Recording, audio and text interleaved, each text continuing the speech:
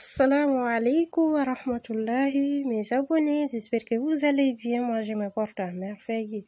Soyez tous les bienvenus sur ma chaîne YouTube. Si tu n'es pas encore abonné, n'oublie pas de t'abonner, d'aimer mes vidéos aussi.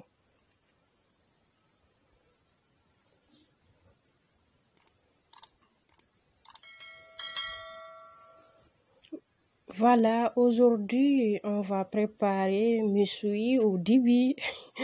Le nom que vous voudrez, hein, vraiment.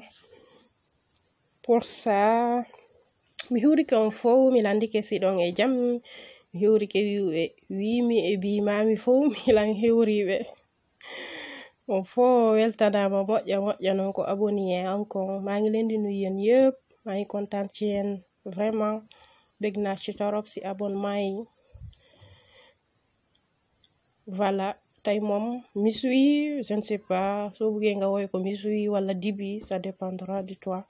Oui, pour ça, j'aurais besoin de vinaigre, un peu de vinaigre, des patates douces, 2 patates douces, 500 grammes de pommes de terre, oignons verts, ma famille vert, persil, coriandre, et les feuilles de menthe. J'ai là-bas des piments verts, ginger, un peu de ginger, un citron, une tomate, poivron vert, poivron jaune, macédoine, ça c'est en option, hein. C'est en option pour le macédoine. J'ai là-bas des concombres, l'ail, je vais prendre 5 seulement, de la moutarde et des oignons, 500 grammes d'oignons. Vous voyez, et des feuilles de laurier. Voilà, 1, comment je vais dire ça?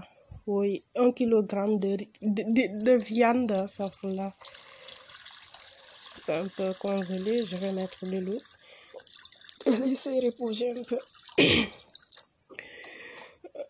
Avec kilo théo, mangi am fi ben kilo yap. Des feuilles de laurier, j'avais oublié. Vous voyez, j'ai coupé la patate d'eau et les pommes de terre que je vais frire en avant. Je vais mettre de l'huile.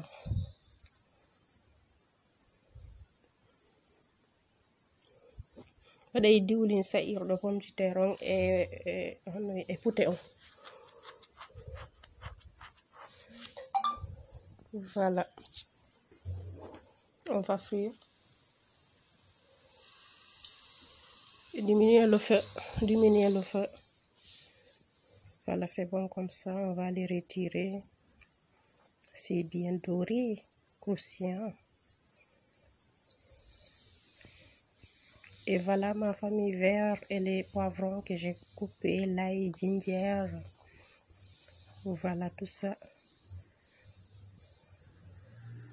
Sama nokos bi sap def naa fele tuuti xorom ak laurier ak sel mooy xorom.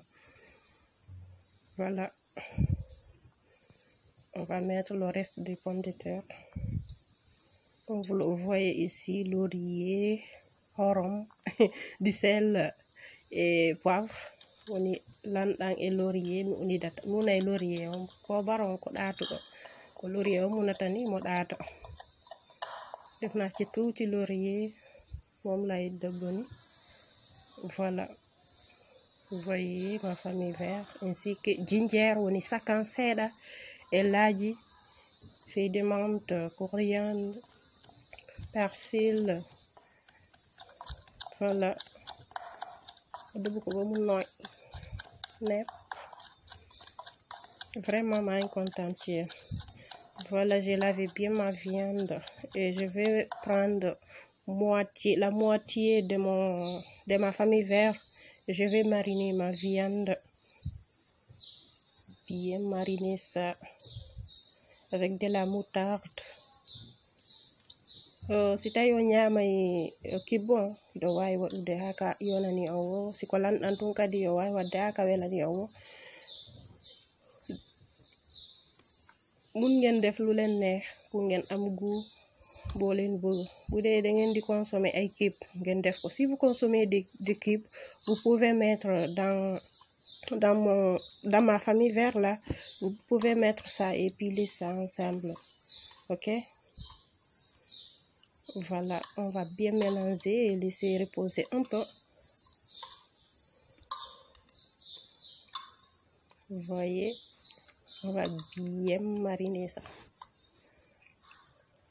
dama koy muusal de man dama koy muusal ba mu ne muut mi honno wiyantela ko hannde yejjiti. Ok, on va bien mélanger tout ça là. Je vais le laisser cuire un peu avant de le griller. Vous voyez ici, je mets du poivre, j'augmente un peu de poivre. Vous voyez, fu ma saafoon mooy pomme de terre bi des na tuuti tokku diwlin gokki tunni heddi nder ton. ɗum mi watti hoore ɗon, après mi waɗa ndiyam ma bàyyi ko ndox bu fee bu ndaw laa koy def, fee bu ndawa ndaw laa koy def. ma bàyyi ko foofu muy def ay affaire am ɗon mi waɗi ndiyam seeɗa de feuille de laurier, ndiyam seeɗa mi ɗuyta gaz on, mi acca ɗum ɓendira oroɗon. Oui, ça continue à fait doux, hein? Je l'ai mis à fait doux. Yakkamtiwuma soo buggee sa togg neex moom bàyyi ko mu mijote ndànka diminuer le feu, vraiment da ngay am goût bu baax. Est-ce que duñ ko woowee miswi rek benn yoon? Vraiment dafa niiro ak miswi non? Est-ce que duma ko woowee miswi? Masha Allah, actuellement ñor na, jàpp bi ñor na ni, gis ngeen. Masha Allah, c'est vraiment délicieux.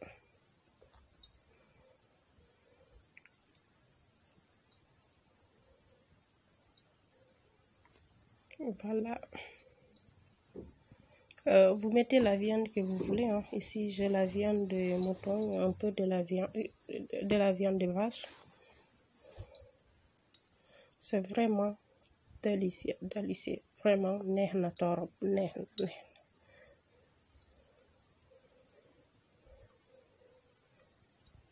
Et voilà, ici j'ai coupé concombre, un oignon et concombre, oignon, tomate et poivron vert jaune, je pas rouge. Vous voyez, je l'ai coupé en lamelles.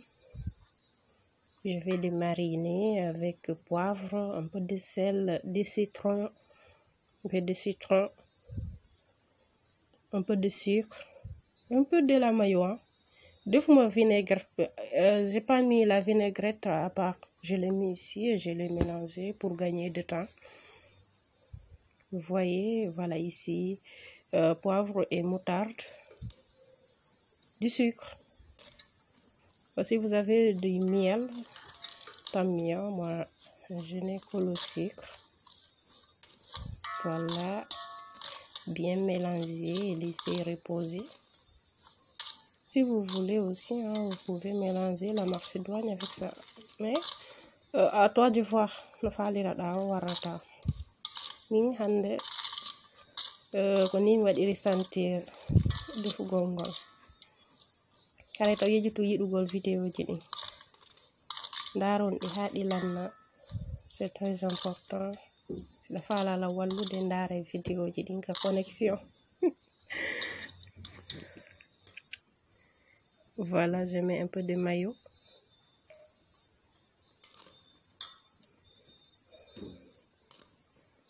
Vous voyez, tuuti mayonnaise laa def.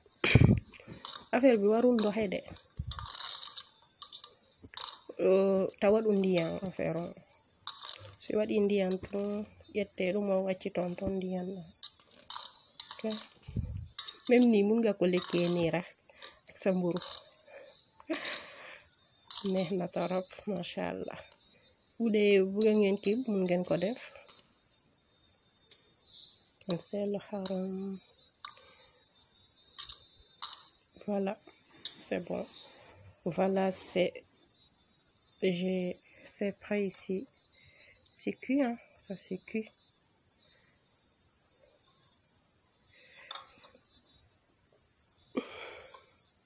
Vous voyez, nooy na nepp. Daa nooya nem. Gis ngeen jël naa ci tuuti sauce mi ƴetti sauce on seeɗa ɗa mi waɗi ɗa ɓay mi waɗay mo grillade seeɗa. Vous voyez ici, j'ai coupé 3 oignons, tomates et poivre que je vais mélanger avec le reste de ma sauce pour ma kondi musal foofu laa dugal oignon bi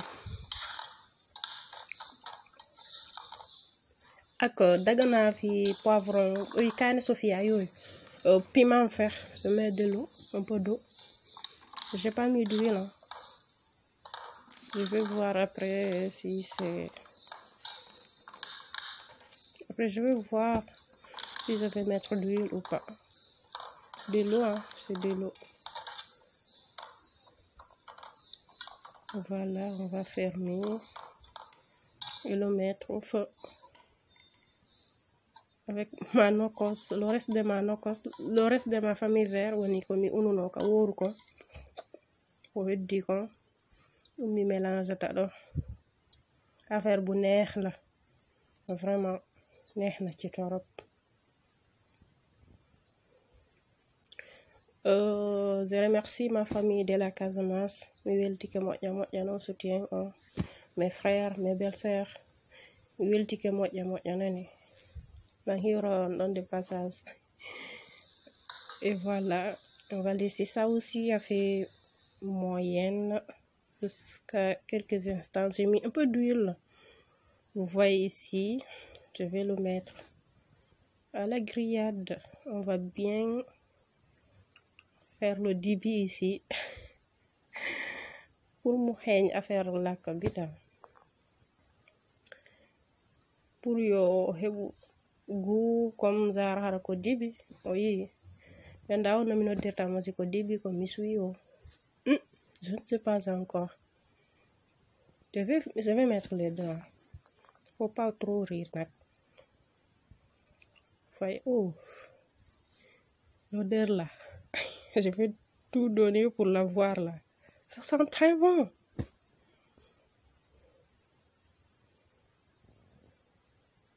Vous voyez, dama ko tracé noonu ko dugal sama sauce bi ci biir.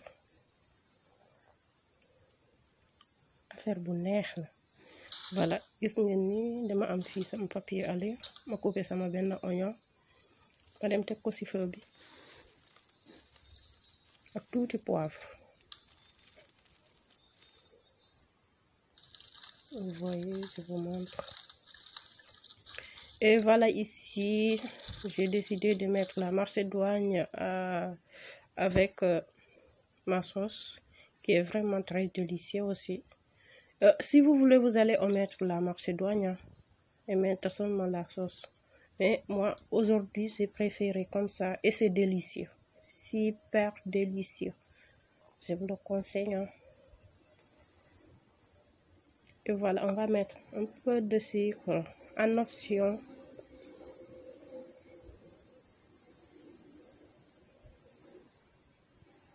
Bariwul diwlin te odeur bu muy dégager nii neex na torop machallah.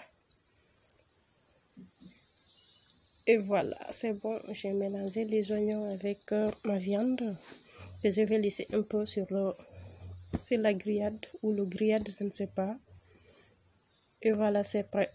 Notre famille me suit est prêt.